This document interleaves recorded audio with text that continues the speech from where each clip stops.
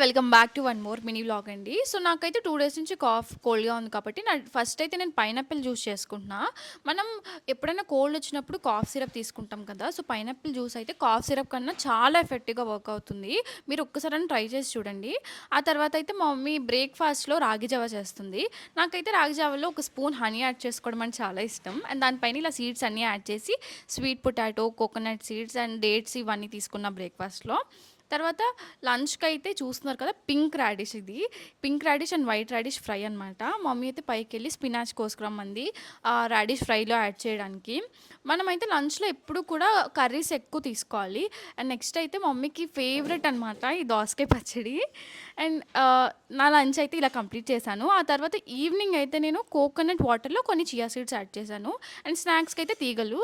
తర్వాత డిన్నర్‌లో అయితే మఖనాలో carrot, beetroot, coconut ఇవన్నీ యాడ్ చేశాను.